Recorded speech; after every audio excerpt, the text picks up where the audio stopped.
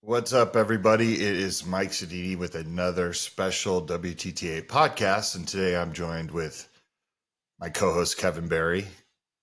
How you doing, Kevin? Pretty good. And we have a special guest today, somebody that I think is very important in the 2A community. I've known you. I met you, I think, at the Solutionary Summit in Miami, right? Maja Solutionary Summit. Uh, would you call yourself just a 2A advocate? Would that be the best way to describe you? Sure. Yeah. I think that's a solid adjective. I mean, you're much more than that, but let's just say you are a 2A advocate, and you are an author, and your name is Heather Allen, and I'm happy to have you on the show today.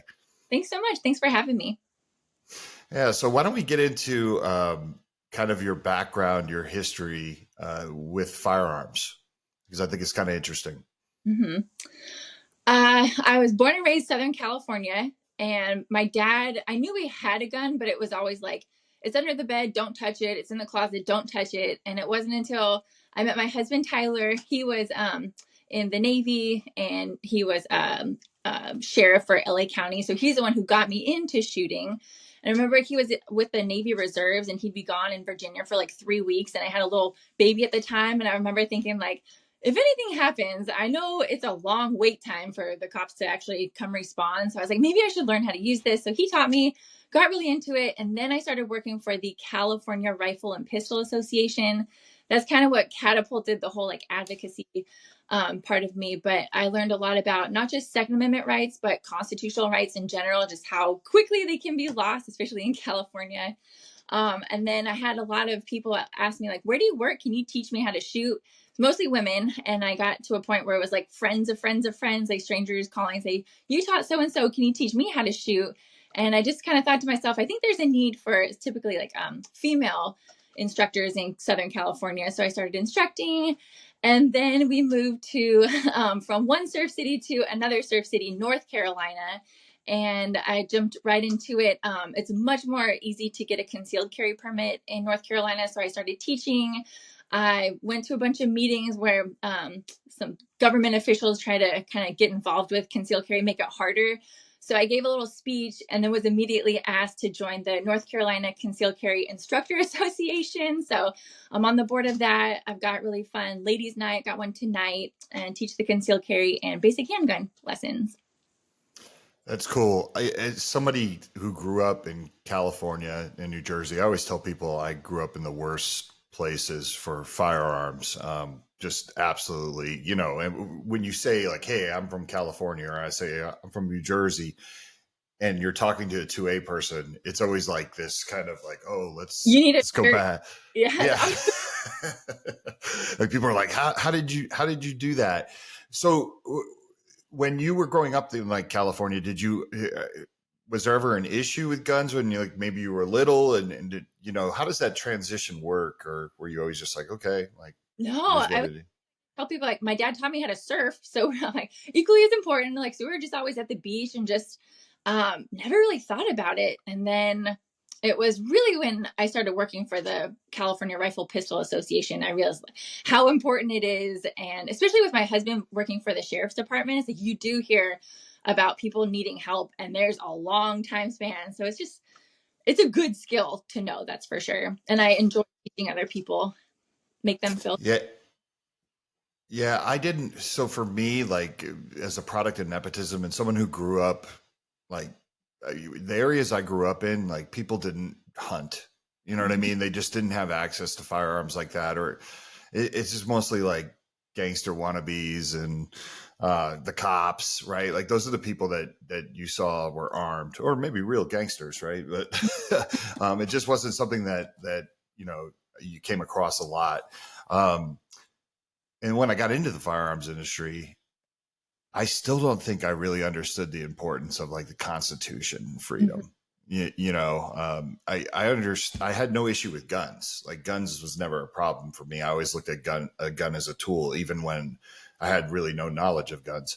But I remember when it kind of clicked, where I'm like, oh, this is it. This is why people get so emotional. Like, you start to understand that, you can be a fan of guns, or you can own a gun and not have an issue with a gun, but maybe you don't understand the importance of the second. And it's usually like when I call it the 2A community, it's those that love firearms and then also understand the importance of freedom.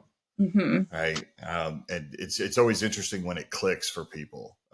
Some people are born with it, right? They're born into a family where that's like beaten into their head and, they come up like that, and then others figure it out. And it's always kind of interesting to see that journey. Yeah. And then when you get into the 2A community and everyone's so nice, got their arms open, they're so supportive, it makes it pretty easy as well. Yeah, 100%. Um, so I want to hear more about your teaching. Like, what have you found? What are some of the coolest stories about teaching people about firearms, especially particularly women, right? There was a time, and I will like say this was real. There was a time when women in the firearms industry in the 2A community were just the women who were standing behind their husbands at the gun shows. Hmm. It's crazy, right? Like we barely had any women that worked in the industry. And now it's come so far that it's one of the fastest growing, biggest demographics. So it's been really interesting to see that. Yeah, I think it's Black women, they've been the biggest new gun owners, I think, over like 5 years now. So it's really great to see. Yeah, I did have a class. Typically, it's when something happens and then I get a phone call. But there was a really cute, very like girly boutique. They had a strange man come in, just like kind of weird feeling. Nothing happened, but they just got that weird vibe. And they're like, you know what? Can you come teach a concealed carry in the shop? And it was the cutest class I've ever taught. We took little breaks and the girls were shopping and stuff, but I had all the guns and everything, just the fake ammo. And that was a really fun class. Everyone was just like really excited, asking good questions. And that was Chill Pretty in North Carolina, Surf City. Yeah. So what is the biggest issues you see when you have a new shooter come into your class or you're teaching them? Like you know, there was a time when you get into these like stereotypes that women weren't strong enough to operate certain types of firearms, or they only wanted pink ones. I remember that phase too, right? And then it was like a slap in the face for a lot of women. They were just like, "God, it's just so, it's insulting. I don't care about pink," that type of thing. So like, what are some of the issues that you see when someone finally comes through that's like, I'm ready to make this leap and actually learn how to use this tool? I've had women come literally shaking and tears coming down their faces. And typically when they leave, they're like, that was so fun. Can I come back and do this again? And so that's great to see. But I think just maybe what they see in movies where they're shooting, it's just like this massive explosion with like a little handgun and stuff. So they just think it's going to be, like pushing them back. But, if they're really scared, obviously just start with a 22, maybe 380, work your way up 9 millimeter. But it's really great with ladies night. So I do it once a month, first Thursday, and we get everyone from like very first time shooters, so then they can see other women who are a little bit more proficient shoot. Okay, if they could do that, I can do that. So that's been good to see. Yeah. So when I owned Eagle Imports, which is an importer of firearms, and one of our biggest lines was Bursa, we had a lot of female clients because the Bursa Thunder 380 was a really good starter gun for most people because they could control it. There's a lot of safety features on it that seemed to attract a lot of people. I remember sitting at gun shows and I'm just like, hey, do you have grandkids or you have kids in the house or things like that? And, I'd show them all the different features that it had. It had an integral locking system. It had a magazine disconnect. There was ways that I could sell that gun, especially to a female audience, which is really cool. But how do you feel about that? How do you feel about the whole myth? Because there's a lot of people out there that are like, oh, a 380 or a 22, that's worthless. You need stopping power. And I've always used to ask people like, hey, have you ever been shot with a 380 or 22? Like, like I've never really bought into the whole, like, you need to have a hand cannon. You know what I mean? I've always just been like, self-defense is self-defense. And if my wife decides to shoot somebody that's attacking her 6 times center mass with a 380, I think it's going to get the job done in 9 out of 10 cases, right? There's always hey, he was hocked up on something and maybe powerfully ran through that. But I mean, he could probably do that with a 9 too. Yeah. So, Yeah. I think it was Riverside County, California. They wouldn't even let you put a 22 on your concealed carry permit. I think they've since changed that, but I thought that was kind of interesting. They're like, oh, it's not really that lethal of a round. So if you want to stop someone, you got to use something bigger. But since then, they've switched that back. But if that's what women are comfortable with, you could even get a revolver with the 22 that holds 10 rounds. So if that's what they're comfortable with, then I fully support them carrying a 22.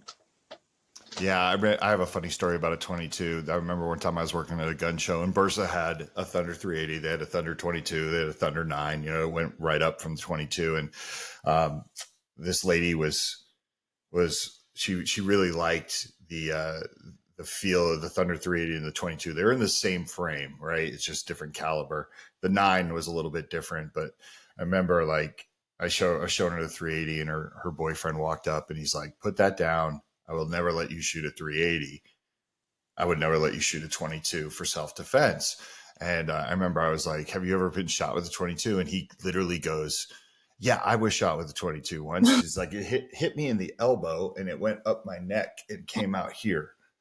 And I was like, "Okay, that doesn't seem pleasant." Like, I don't know what his point was, but I was like, "What happens if you get shot with that 6 times?" Like, once again, this is like this illogical thinking. Well, But only 5, but yeah, right. Like, I don't know. It's just it's fascinating. I guess I'm too close to it, and I came into the industry with no like bias. You know what I mean? I didn't have someone tell me, "Oh no, that's worthless in a self-defense situation." I was just like, it's a gun and it goes off, and bullets can do anything. I mean, they can skip, they can go through your neck, they can come out your elbow, whatever.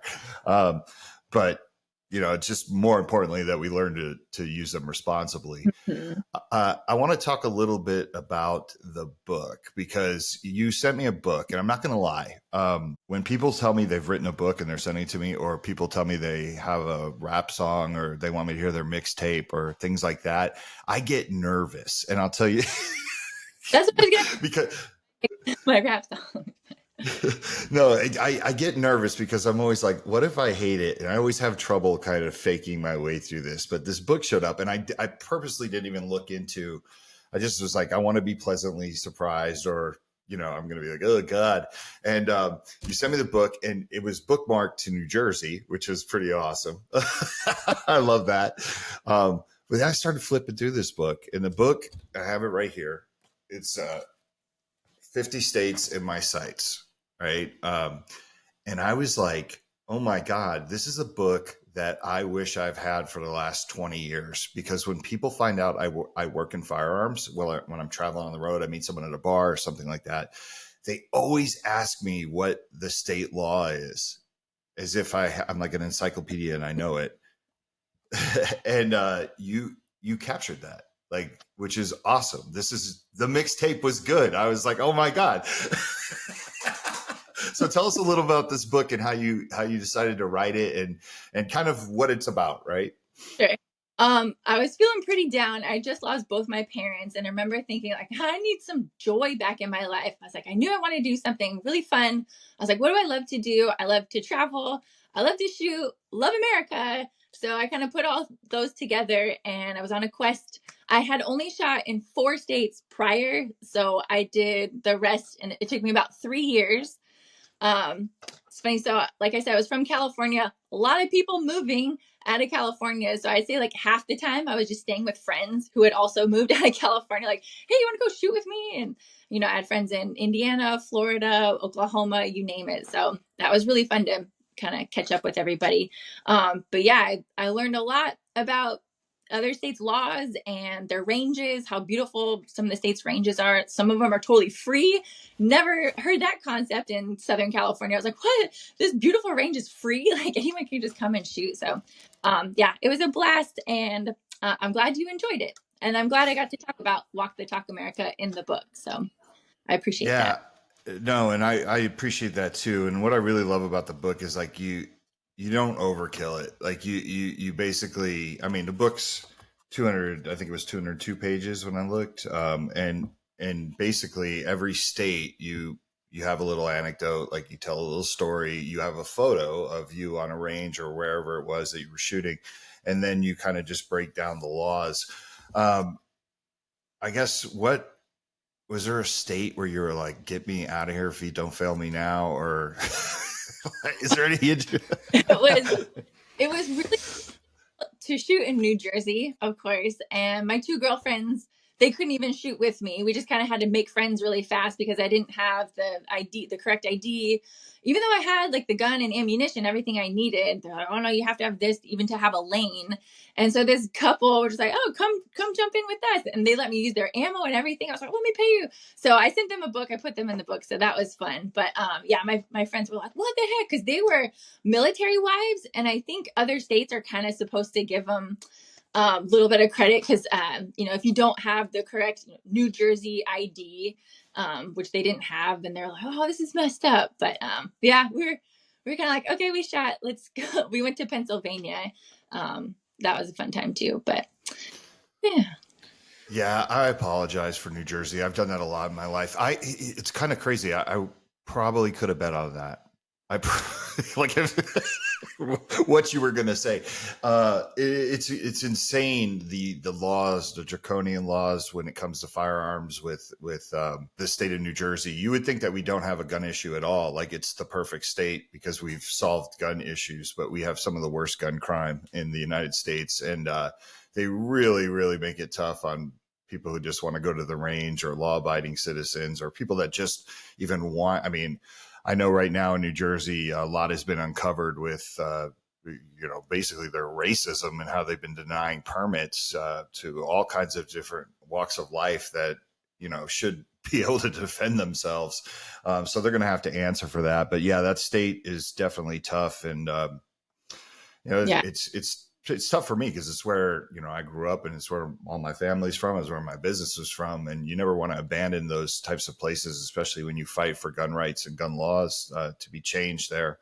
But it just makes it hard. So that's why I appreciate people like the Tony Simons of the world that are fighting the good fight in New Jersey. Yeah. But, I come I from apologize for the state.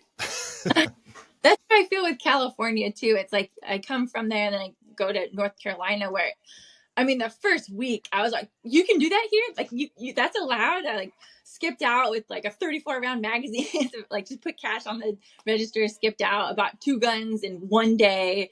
And yeah, it's just, I could walk out the shop with it. I didn't have to wait 10 days for it. And I actually got my FFL. I could have a home-based FFL. So that's been really fun too. Yeah, no, that's having an FFL in a state where you can do it, and it's really not a huge issue. Makes life easier, right? It just does. I think the average person would be like, well, why does anyone need that? But it's just like when you're in the community, when you're into firearms and you're kind of an influencer and a trainer, a firearms instructor, it just makes your life easier that you can kind of log your own books and have guns shipped to you and ship guns to other FFLs, which is pretty cool. But what was your favorite range that you came across in the U.S.? Favorite range? Well, Idaho was beautiful. It was the first time that I did just walk and was like, okay, like where do I show my ID? How much is it? And it was just totally free, but it was just covered in like beautiful pine trees. Hawaii, that was a pretty cool place because typically the state's pretty anti-gun, but there's this little guy with a massive sign. It's just like, shoot real guns here. And I love following it's a Waikiki Gun Club. They always have like really fun pictures that they're posting. There's just so like South Dakota, I was impressed with their ranges, and Iowa.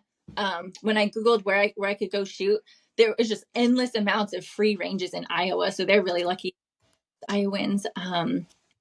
Yeah, all of them were pretty nice. There was a few that were, I think, in Washington. It was a little run down and it was so expensive. And then we went straight to the free range in Idaho. So it was kind of like night and day. But yes, sometimes you never know what the range is. Like, would I not wish this bathroom on my worst enemy? Or is it going to be like super clean? So you just never know. Yeah, and how do you pick those ranges? Like how did you map this out, or did you just was it kind of like, hey, if I hit this state, I'm just gonna throw a dart, like We We checked a lot of boxes when we drove. I think it took us 5 days from California to North Carolina. And there was only one time in New Mexico. Definitely want to go back and explore more of New Mexico. But I pretty much just like got out of the truck and shot in New Mexico. So I didn't go to a range. But for the most part, it's like, okay, where are we going to be? Kind of look up what the ranges were nearby. And then if I went to some friends, not a lot of my friends were into it. So sometimes it was their husbands like, oh, you got to go to Tim's in Indiana. So it was nice having a little bit of help that way. So what, like the concept, right? Like, how did you tie it all together, or did it just come to you like, hey, like I got this idea, like this is what I want to do? Yeah, it was kind of pursuit of happiness. Just kind of had a rough go for 4 years. Like I lost my dad 2016 presidential election, my mom 2020 presidential election. So I'm like, please Jesus, don't let this be like some family trend here. So I'm hoping to survive this year. But I couldn't think of the name. I was like, all right, I'm going to all these states. I remember talking to my 94-year-old grandma, and she was listening, and she goes, oh, it sounds like you've got 50 states in your sights. And I was like, what did you say? And I like wrote it down. And then she passed away like a week later. But so every time I kind of looked and Jesus. Now I know why you're saying that. I mean, I'm not laughing. but grandma, so that was nice that she helped me out with that. But I couldn't think of what to name. It was like Heather shoots up America. Like it all turned out bad the way I was thinking. But yeah, she had the perfect title for me.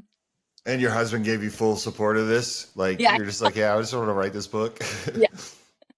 Yeah, he helped me in a few states. So That's cool. What? Daughter, I write about how she totally like outshot me in Wyoming. So that was like a proud moment, but at the same time, I was like, "Wait, give me that gun!" And like try to go shoot the targets better than her. I have so many questions about like being that you just kind of did this, because this is something I would never do. Like just me as a person, like it just seems exhausting. And like, did you have any really negative experiences, or were you ever on the range at a time where you're just like, there's a guy in a bay next to me that, just something that's negative? Right now everything's not always positive when it comes to ranges. Well, when you say that, so my really good friend Reagan, she went with me. We started in Washington and then went through Idaho and Montana. And when we were at the wide open free range in Idaho, it was just the two of us. And then a man came. And for me, I mean, for us, it's no big deal. Another person's going to shoot next to us. But we shot and we got in the car, and she was like, oh my gosh, I was so freaked out. Like, what if he just started shooting at? I was picturing like climbing up this mountain with the trees, and I looked at her. I was like, oh my! Just the two different thinking of like one person that we don't know shooting next to us. Like, it was just interesting to hear her perspective. But yeah, if you're not around it, I guess that's just how you can feel. Yeah, the range can be a very intimidating place, especially when you take someone there for the first time. You know what I mean? It really can be. Sometimes people underestimate like how loud it can be in there, and there are times when you're just. I mean, I know there's been times for me, and I've been around it pretty much for 30 years, where someone brings just like the ultimate hand cannon, right? Like the Smith and Wesson 500, yeah, and you're just like, oh my god, my teeth are rattling, So there's got to. I'm sure you had some interesting experiences. What do you mainly shoot when you did this? Like, what was the? I love my CZ. I actually have like a bracelet of it, but the CZ 75B. I've done a few USPSA matches with that one, and there's something about it. I just really like that gun. Oh, that's cool. Yeah. What's the best gun community that you've seen? You told a story about New Jersey. You told us how kind the people were, and they were like, "Hey, you can jump in our bay, you can use our ammo," and that's generally, I think, the misconception of gun people. Like the greatest thing about gun people is like when you're in, right? Like we're the people that are just like, "Hey, shoot this or try this," right? We're on the range and we're like all talking to each other, like, "What you got in your bag?" Yeah. You take new people and they're like, oh man, and people are really friendly here. Yeah. Yeah. Like was there a particular community that you thought just really stood out?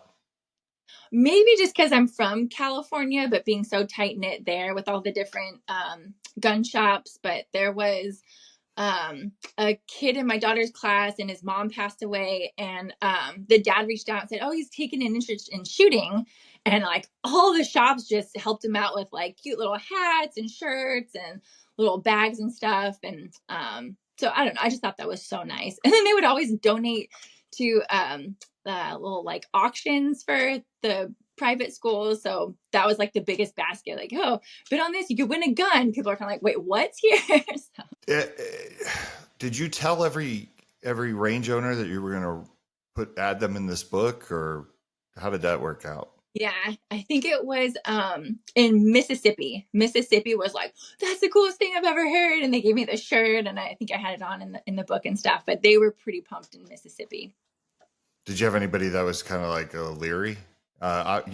Sometimes we tend to, when it comes to media of any sort, get a little suspicious, right? It's like, what is she going to write? Is she going to, or, it's like a bad Yelp review. I mean, it could be. I was always really excited, like, oh, check out what I'm doing. And so I think maybe that excitement, I'm like, oh yeah, that's cool. So I still need to send some to some of the ranges. I remember in Rhode Island, it was the day I shot there. They're like, oh, our governor just signed the max capacity for magazines, so we can only shoot 10 rounds there. And I was like, oh, coming from a Californian, it's just when you lose the right, it takes so long, and it's so hard to get that right back. So we're kind of commiserating about that. Yeah, that seems like such a goofy thing. And you always hear stories of certain ranges that have these little rules, right? Like you're not allowed to go on the range unless you're accompanied with a friend or things like that. Is there anything that you ran into that was just a little odd, or obviously that just that one in New Jersey, and then luckily there it is again. It was Connecticut. Luckily, I had my own gun and my own ammo. Otherwise, I wouldn't have been able to check that one off my list because you needed the card and everything like that.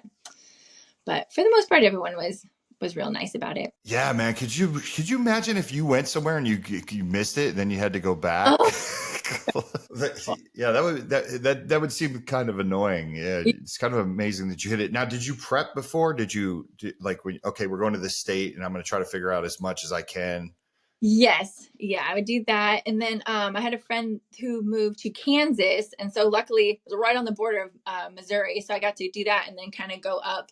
But yeah, I definitely had to make sure I was following their laws. Didn't want to get pulled over. And especially New Jersey, I know Shanine Allen. I'm sure you've heard about her. Do you know my history of Shanine Allen? Oh, yeah. I mean, like the unsafe lane change. Like that's what it was. And she got potentially 42 months of prison time for having her firearm with her. So yeah, I was instrumental in helping her get off in that case because I got roped into it. The NRA I don't know if you know this history with me and Shanine. Shanine and I are friends.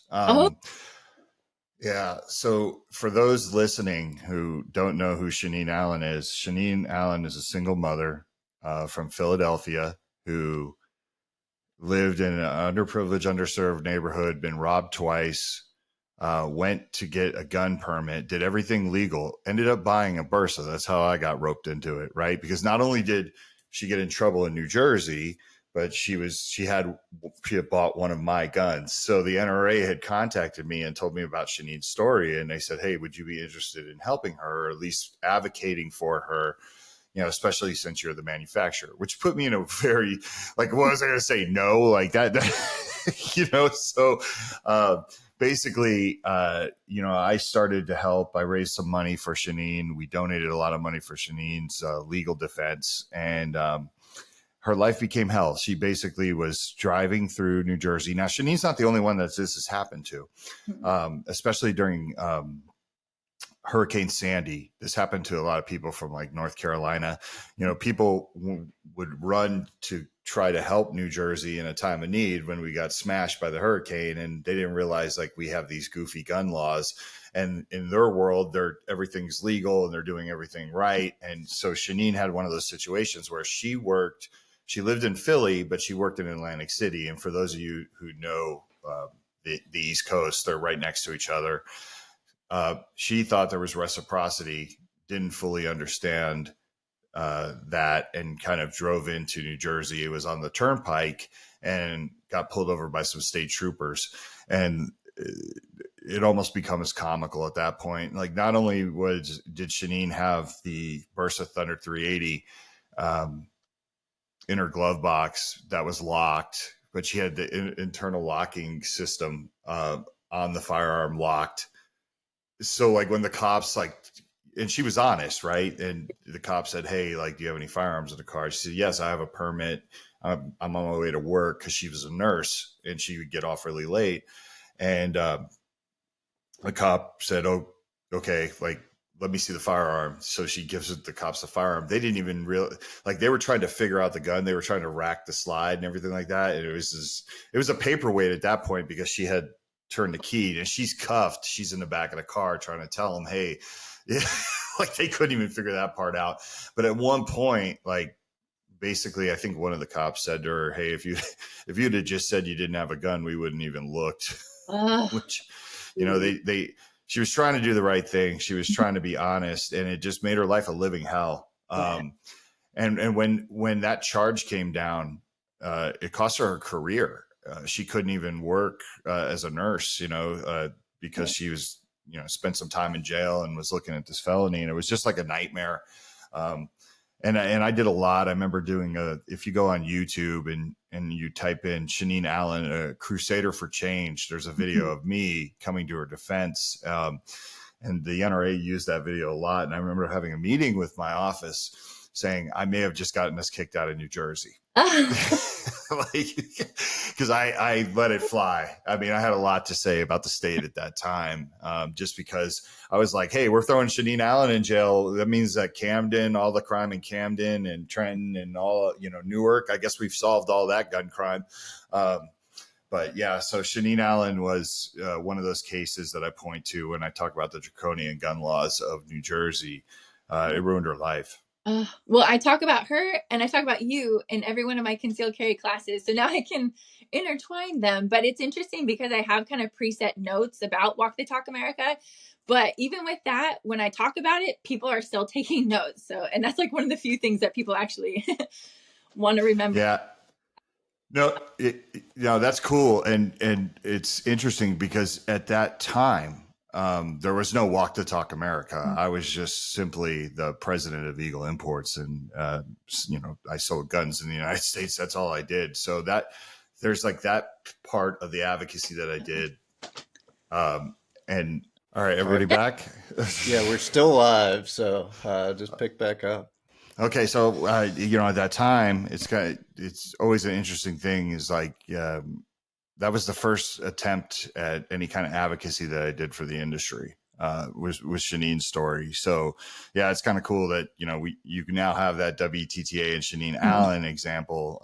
But I remember when we presented because they confiscated her gun. And then she ended up beating the charges. It took a long time. It took a lot of resources and a lot of money. And she ended up getting it expunged and moved on with her life. But I remember when we presented her with a brand new gun, we gave her a new gun, and it was really cool. But Shanine she's a great person. And a lot of people would, say, oh, well, that's why it's so important to understand the laws. And this is what kind of tying your book back into it is really cool, that you break down the laws of each state and what you have to do.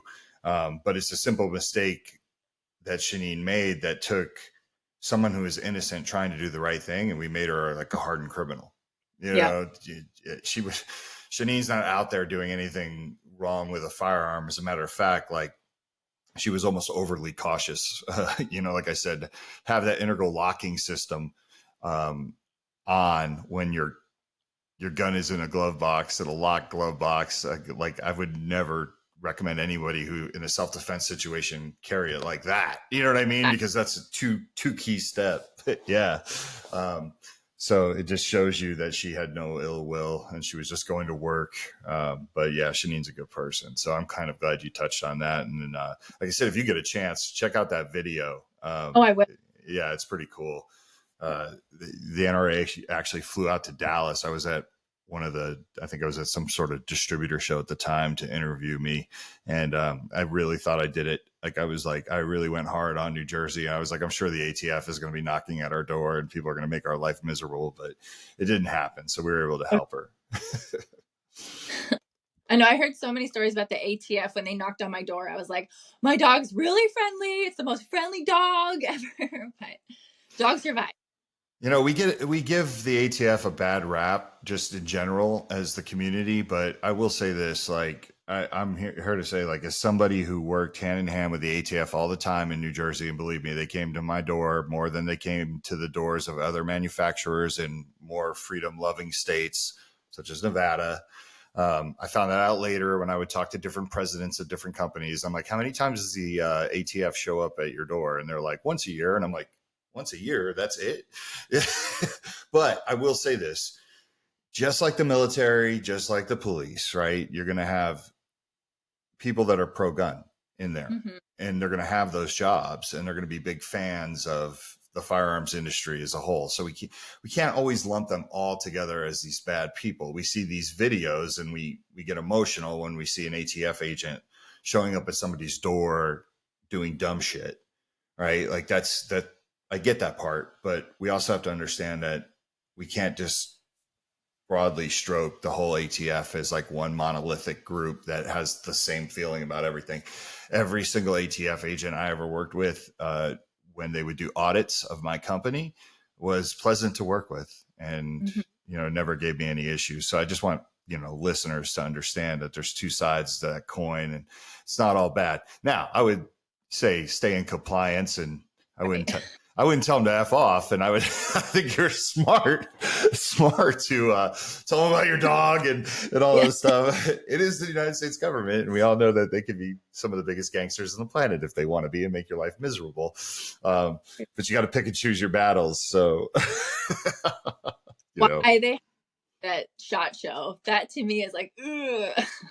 When you see the booth at SHOT Show that they have, man, they're just asking for it there. But all the shirts that walk by, I don't know. Yeah, kind of makes you room.